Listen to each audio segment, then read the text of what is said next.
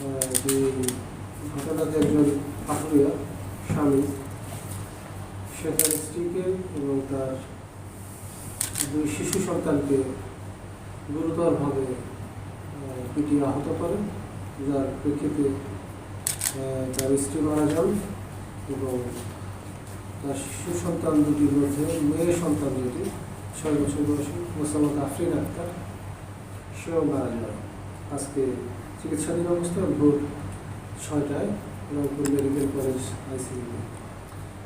আমরা যদিও চেষ্টা করেছি আমাদের পাটুরিয়া মোহাম্মদ শহীদুল ইসলামের স্ত্রী, তিনি স্পটে মারা যান, কিন্তু বাচ্চা দুটি জীবিত ছিল।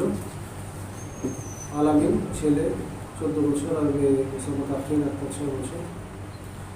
তো আমরা তাদেরকে গুরুতর আহত অবস্থায় পাই এবং আমরা পুলিশি সহায়তা সহ স্থানীয় সহায়তা খুব দ্রুতই আমরা তাদেরকে রংপুর মেডিকেলে পাঠাই। সেখানে এমার্জেন্সিতে আমরা যোগাযোগ করি, আমাদের রংপুর জেলা পুলিশের থেকে আমরা রংপুরের এমার্জেন্সি ইউনিটকে আমরা তথ্য দিই, ইনফরমেশন দিই, তাদেরকে অ্যাক্টিভ রাখি এবং তাদের দ্রুততার সাথে সেখানে পৌঁছে তাদের এমার্জেন্সি ট্রিটমেন্ট আমরা নিশ্চিত করি।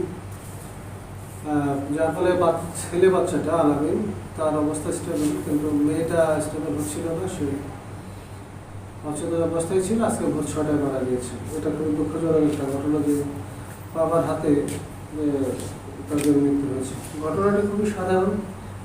এই পাটুরিয়া শহীদুল ইসলাম সে তার নৈমিত্তিক যে রুটিন, সকাল 8টা থেকে বেরোয়, বিকাল পর্যন্ত সে কাটে পরে বাড়িতে ফিরে আসে।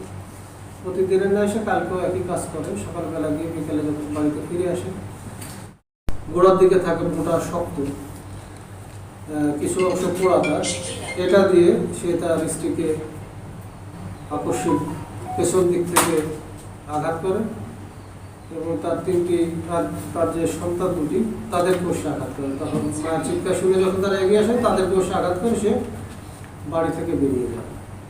বাড়ি থেকে বেরিয়ে যাওয়ার পরে তার ভেতর আবার একটু বোধোদয় হয় যে তাদেরকে বেরিয়ে আসার কী অবস্থা। সে ফিরে এসে দেখতে পায় যে তার স্ত্রী রক্তের মাঝে পড়ে আছে এবং সন্তান দুটি কাটাচ্ছে। তখন সে চিৎকার চেঁচামেচি করে এবং সে ভান করার চেষ্টা করে যে কেউ হয়তো এই ঘটনা ঘটিয়েছে। তা সে নিজেই তার স্ত্রীকে নিয়ে ডাক্তারের কাছে যায়, যেখানে ডাক্তার তাকে মৃত ঘোষণা করে। আর বাচ্চা দুটোকে তার বাবা অর্থাৎ এই আহতদের দাদা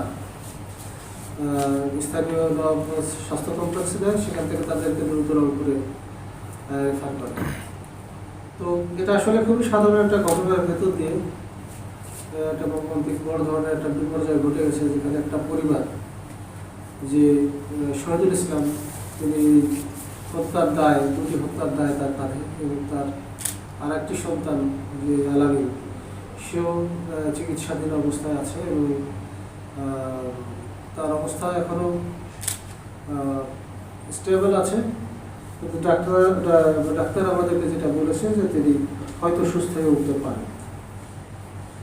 তো আমরা ঘটনার পরপরই আমরা শহীদুলকে আমরা আমাদের সন্দেহের জায়গায় নিয়ে আসি এবং তাকে আমরা জিজ্ঞাসাবাদ করার জন্য আমরা প্রস্তুতি নিই। একই সাথে আমরা আরও কিছু তথ্য নিই, আমরা আরও 2টি লোককে নিই সাথে শহীদুলের কথিত ঘটনা পারিপার্শ্বিক সাক্ষ্য প্রমাণের ভিত্তিতে। তো আমরা 3 জনকে জিজ্ঞাসাবাদ করে তার ভেতর থেকে আমরা নিশ্চিত হই যে এই স্বামী শহীদুল বা সন্তানদের পিতা শহীদুলই এই ঘটনাটা ঘটিয়েছেন এবং এক পর্যায়ে গিয়ে তিনি আমাদের কাছে সবিস্তারের বিষয়টি বর্ণনা করেন, যেটা আমি আপনাদেরকে এতক্ষণ বর্ণনা করলাম। ধন্যবাদ। আপনাদের কোনো প্রশ্ন থাকলে করতে পারেন। এবং ফাইন্যান্স মমিনুল করিমের নেতৃত্বে সদর circle additional SP Sheikh Jindal Karim, ASP Birampur circle Manjurul, OC Nawabganj, inspector তদন্ত নবাবগঞ্জ সহ এই 5 জনের সমন্বয়ে আমি একটি টিম করে দিই এবং তারা দ্রুত ঘটনাস্থলে পৌঁছে তারা এই আহত ভিকটিমদের চিকিৎসার বিষয়টি নিশ্চিত করে। মৃতা মর্জিনা খাতুনের লাশের আইনগত যে প্রক্রিয়ার দিকটা আছে, সুরক্ষার সহ ময়নাতদন্তের যে বিষয়টা আছে সেটা তারা নিশ্চিত করে একই সাথে তারা এই টিম আকারে কাজ শুরু করে এবং এই সন্দেহভাজনদের জিজ্ঞাসাবাদ করে এবং সাকসেসফুলি তারা কালকে রাতেই তারা একটা কনক্লুশনে আসে এবং আসামি মোহাম্মদ শহীদুল ইসলাম তাদের কাছে স্বীকার করেন যে ঘটনাটি তিনি ঘটিয়েছেন। এটা আসলে আমাদের